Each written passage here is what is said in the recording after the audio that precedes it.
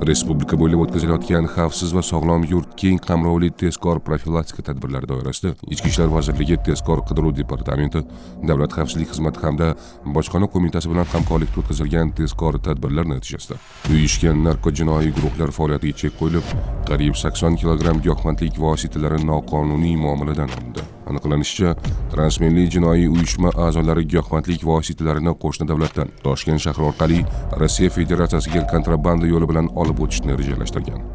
Poytaxtda o'tkazilgan tezkor qidiruv tadbirlari natijasida 1993, 1991, 1986 va 1981 yillarda tug'ilgan 4 nafar shaxs Toshkent shahri Yangihayot tumani hududidagi dala maydoniga yashirib ketilgan. 71,8 kilogramm giyohvandlik vositasini olgan vaqtida tadbir ishtirokchilari tomonidan qo'lga olindi.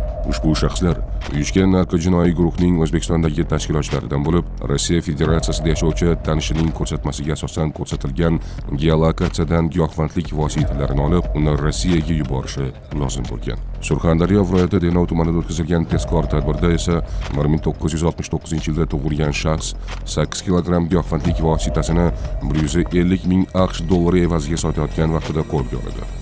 Surishtiruv jarayonida u ushbu giyohvandlik vositasini 1971 yilda tug'ilgan tanishidan olgani aniqlanib, tezkor tadbirlar davomida mazkur shaxs ham ushlandi.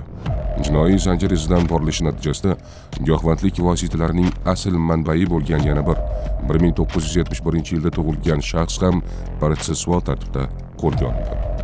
Umuman olganda, o'tkazilgan tezkor tadbirlar natijasida ikkita uyushgan narkojinoiy guruh faoliyatiga chek qo'yilib, 7 nafar a'zosi ushlandi hamda 355,460 dona bir martalik dozaga teng bo'lgan 79,8 kilogramm giyohvandlik vositalarining noqonuniy muomalaga kirishining oldi olindi.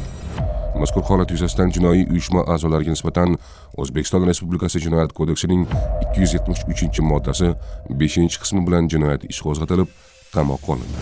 Hozirda tergov harakatlari olib borilmoqda. Ko'rilgan choralar natijasida minglab fuqarolar, ayniqsa yoshlar salomatligiga jiddiy zarar yetkazishi mumkin bo'lgan giyohvandlik vositalarining noqonuniy tarqalishiga yo'l qo'yilmaydi. Hurmatli fuqarolar, agar siz shubhali shaxslar yoki noqonuniy giyohvandlik faoliyati haqida ma'lumotga ega bo'lsangiz, Stop Narko bot Telegram manzili yoki ishonch telefonlari orqali xabar berishingizni so'raymiz.